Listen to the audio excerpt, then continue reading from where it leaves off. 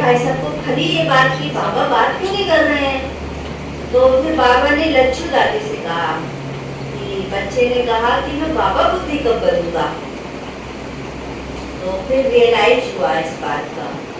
तो फिर एक बात बताया कि अब ये उनका सुना मैंने तो सोच के लगा कि किसे बेहद की सेवा कहते हैं, क्या है बेहद की सेवा।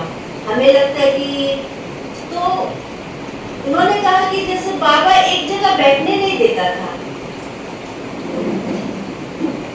जैसे दिल्ली आए, दिल्ली में प्रदर्शनियां लगाई और प्रदर्शनी लगाने के बाद अब मान लीजिए सुबह से शाम तक प्रदर्शनी लगाई है, थक जाते तो बाबा वो रेवरेंड भाई साहब खाना खा के जल्दी से सो गए। तो बाबा ने पूछा बच्चा कहाँ है, कि बाबा वो तो रेस्ट कर रहे हैं, कि बुला के लाओ। तो रेवरेंड भाई साहब कहते मैं ऐसे सोता था मतलब बाबा के पास। हाँ बाबा, कि बच्चे क्या कर रहे, कि बाबा सो रहा था, थक गया था बहुत। तो बाबा ने कहा क्या सतयुग की स्थापना का कार्य पूरा हो गया। सतयुग की स्थापना का कार्य पूरा मतलब कहते मेरी ऐसे आंख खुल गई, जैसे बाबा ने क्वेश्चन किया ना कि सतयुग की स्थापना का कार्य पूरा हो गया, मतलब पूरा नहीं हुआ तो तुम सो कैसे सकते हो। तो फिर बाबा ने कहा ऐसा तुरंत कलकत्ता जाओ। नई टिकट भी ली थी, थके हुए वैसे थे, भूखे थे। एक बहन को कहा कि इसका 2 दिन का रास्ते का खाना बनाओ, तैयार करो। ओम प्रकाश भाई थे रेलवे वाले, उनसे कहा इनकी टिकट का इंतजाम करो। जनरल की टिकट ली, रिजर्वेशन का तो मतलब ही नहीं था, जनरल की टिकट ली थी। हालांकि ओम प्रकाश भाई ने टीटी से बात करा के एक सीट दिलवा दी। हाँ, तो वहाँ पहुंचे, वहां दिन भर प्रदर्शनी करी, तो वहां से बैग उठाया, थैला उठाया दूसरी जगह, शहर में नहीं दूसरे शहरों में। तो अब लगता है कि जैसे हम बड़े नाच से कहते हैं ना, हमारे सेवा केंद्र 130 देशों में है, शहर के हर कोने कोने में है। तो पहले बात यह है कि शहरों में भी पहुंचे कैसे थे, हर शहर में पहुंचे कैसे थे, संदेश पहुंचा कैसे था? पहुंचा ऐसे था कि मतलब जो हमारी दादियां हैं, जो हमारे भाई हैं, मतलब वो बिना अनजान जगहों पर जा जाके उन्होंने सेवा की, अनजान शहरों में जाके सेवा की। ऐसे नहीं कि माउंट आबू में थे तो माउंट आबू में ही सेवा कर रहे हैं, बाकी कहीं नहीं, वहां से जा जाके अलग अलग शहरों में स्थान बनाए। तभी तो आज हम बड़े गर्व से कह देते हैं इस बात को। तो मतलब मुझे भी बड़ा अंदर में मतलब चिंतन चला इस बात का कि ये है असली बेहद की सेवा। मतलब हम अपने बारे में नहीं सोच रहे हैं, किसके बारे में सोच रहे हैं? पूरे विश्व के बारे में सोच रहे हैं। ऐसी विदेशों में सेवा शुरू हुई, ऐसी देशों में सेवा शुरू हुई।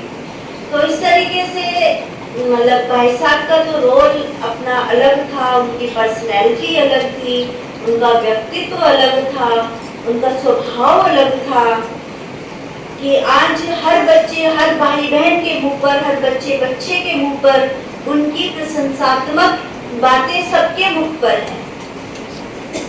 और आज सबके दिलों में ये उनकी कमी का एहसास ये भी है कि हम अपनी बात कहेंगे किससे जाके।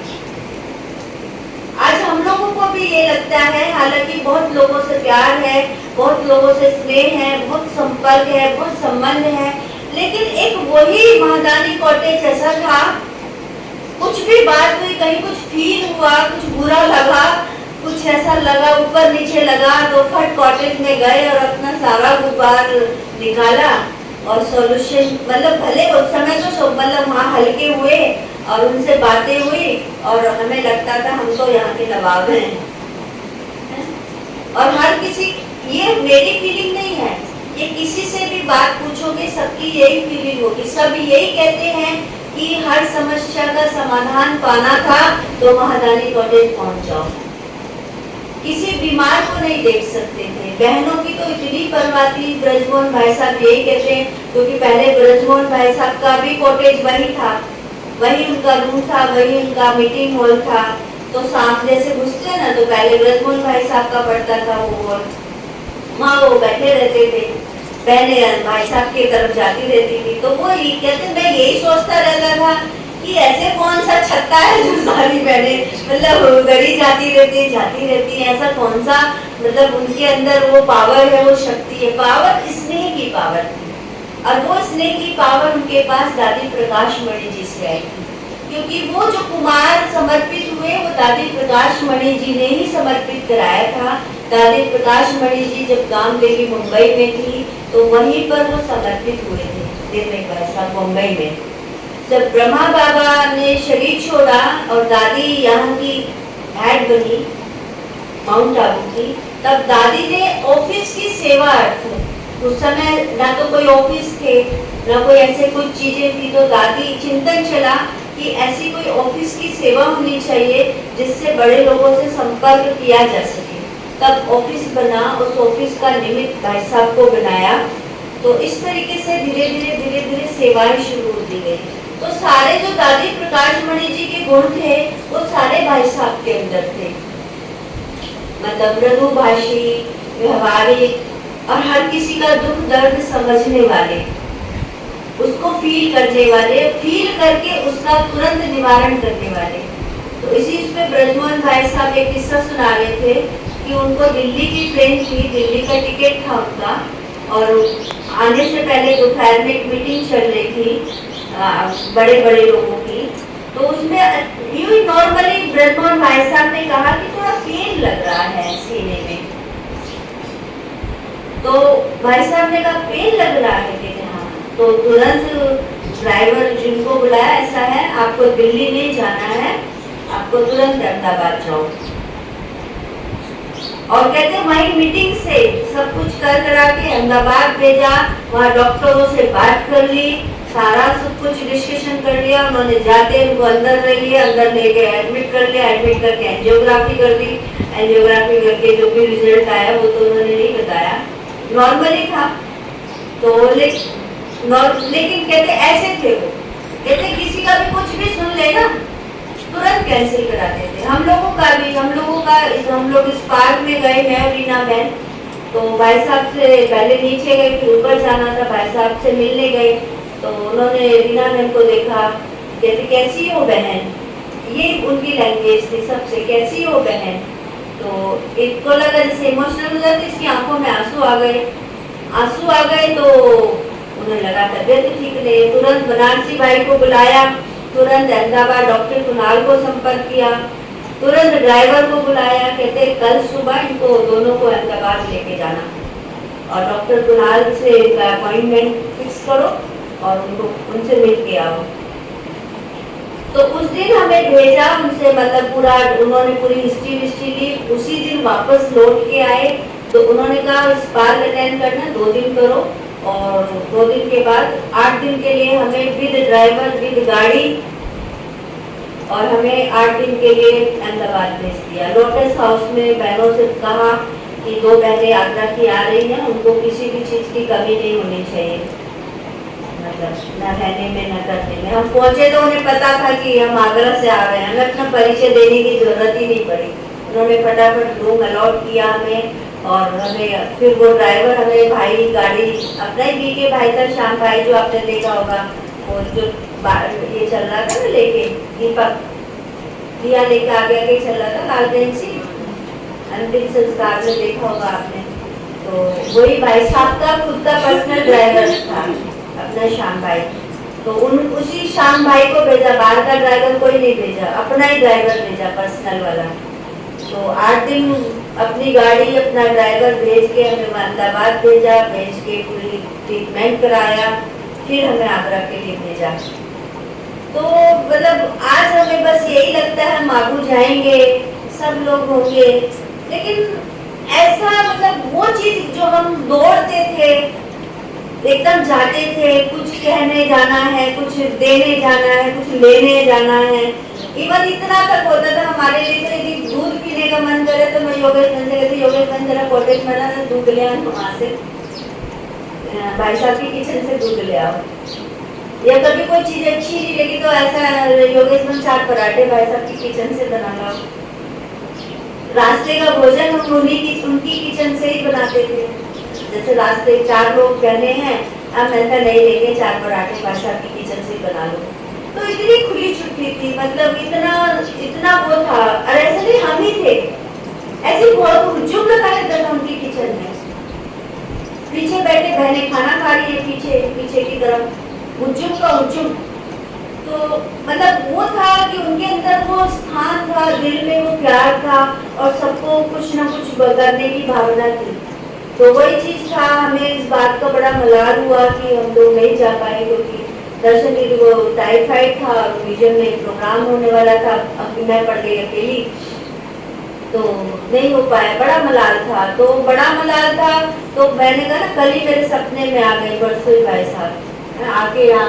मैं कमला नगर में आए हैं, मैं कमला नगर में ही हूँ, और मैं कहती हूँ, मैंने कहा आप ये हमेशा ये कहते थे ना, उनको पता था सेंटर ऐसा है, हमने उनसे चर्चा की थी, इसलिए उन्होंने ललित भाई साहब को यहाँ भेजा और एक अशोक भाई को भेजा कि उनका सेंटर देख के आओ। उन्होंने भी बताया कि हाँ कंजेस्टेड एरिया में है।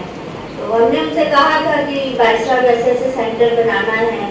तो फिर मैंने उस सपने में कह रही हूँ, मैंने कहा आपसे कहा था ना हमें सेंटर बनाना, आपने तो कुछ किया नहीं। मैं चलो आपको दिखाती मैं कहाँ रहती हूँ। सपने में कमला नगर में आए, कहते चलो मैं देखता हूँ। तो यहाँ आए हैं, कमरे में कोने की कुर्सी पड़ी, एक कुर्सी पड़ी रहती है ना, उस कुर्सी पे आके ऐसे बैठे हैं, और ऐसे बैठे तो फिर कहते हैं कि अच्छा हाँ सेंटर तो है, ठीक है, वैसे तो भरपूर हो, वैसे तो कोई कमी नहीं है, मैंने अलमारी खुली पड़ी है देख लो, ऐसे ही बोल रही हूँ सपने में, अलमारी खुली पड़ी है देख लो। तो उन्होंने कहा अच्छा, तो मैं ऐसे कह के बाहर आ गई, गुस्से से मैं ना ऐसे बाहर आ गई। तो भाई साहब ने अलमारी खोल के देखी है, और देखिए तो मैं सोच रही हूँ आपस में डिस्कशन करें, भाई साहब पहली बार यहाँ आए हैं, इनको क्या गिफ्ट दे, क्या गिफ्ट दे इनको। चादर तो नहीं, चादर तो देते ही रहते हैं, ओढ़ने का कंबल नहीं, ये क्या वैल्यूबल है, पहली बार आए हैं, शायद आपके बाद कभी आए ना आए, कैसे क्या गिफ्ट दे। तो मैं अलमारी खोल रही हूँ मतलब चाबी निकालने के लिए, तो देखा तो 2 गोल्ड की चैन ऊपर ही ऊपर पड़ी है। हाँ मतलब देखो 2 गोल्ड की चैन ऊपर ही ऊपर पड़ी है, तो वो है मतलब तो संजय भाई से बनवाई थी, अभी मम्मी ने बनवाई, वो पड़ी है। तो मैं देख रही हूँ अच्छा मैं उसको चैन पहना देती हूँ। हाँ मेरे मन में भाव आ रहा है तो चैन पहना देती हूँ, लेकिन एक पतली चैन एक मोटी चैन है, तो एक लालच भी आ रहा है पतली वाली बना दूँ मोटी वाली बना दूँ। हकीकत है मतलब मन में ये आ रहा है कि पतली वाली बना, लेकिन मन में भाव आ रहा है कि नहीं मोटी वाली बनानी है, पतली वाली नहीं मोटी वाली। तो मैं मोटी वाली चैन लेके उनको पहना रही हूँ, और बड़े वो ऐसे एकदम शांत और गंभीर मुद्रा में और एकदम ऐसे बैठे हैं बिल्कुल बादशाहों की तरह। और जैसे मैं चैन पहना रही बिल्कुल हिले डुले कुछ नहीं, मैं ऐसे करके उनको चैन पहना रही हूँ गोल्ड की। तो फिर मैंने मधुई वगैरह तो बताया, कहते हम जा नहीं पाए ना माला डालने, तो सपने में आ गए माला डलवाने, सपने में आ गई माला डलवाने। तो देखो इत्तेफाक है, उनका बड़ा मन था आगरा का बहुत था, तो मैंने वही सोचा कि आ गए, फिर तुरंत तभी वो सपना सोचिए मुझे याद आ, उनका तो फोटो तक नहीं है यहाँ, तभी मैंने आ गई फोटो बनाओ उनका। तो वही है, यादें रह जाती है, यादें भी उनकी रहती हैं जो याद करने लायक होती है, उन्हीं को तो याद किया जाता है ना बातों को। तो ऐसे थे, तो सच बात ये है। और आत्म प्रकाश भाई टोली वाले जो है उनसे बात कर रहे थे, यही पूछ रहे थे, उनसे भी यही कह रहे थे सत्युग की स्थापना करनी है, सत्युग की स्थापना करनी है। तो आत्म प्रकाश भाई ने पूछा कि आप तब तक रहेंगे जब तक सत्युग की स्थापना होगी, उनसे क्वेश्चन कहा। तो उन्होंने कहा बाबा जैसा हुक्म देगा बाबा। तो इससे यही लगता है कि पिलरों का जाना तो ये संकेत देता है कि अब समय बहुत नजदीक है समय, इसीलिए हमें बिल्कुल अटेंशन में आ जाना चाहिए, अलर्ट हो जाना चाहिए। ये घंटियां बज रही हैं जो हमें अलर्ट कर रही हैं, तो हमें उनके कुछ न कुछ उनकी यही उनके लिए भावांजलि होगी, यही उनके लिए श्रद्धांजलि होगी, यही उनके लिए स्नेह के मोती होंगे, स्नेह की माला होगी कि हम उनके कुछ न कुछ गुण अपने अंदर जीवन में धारण करेंगे। ओम शांति।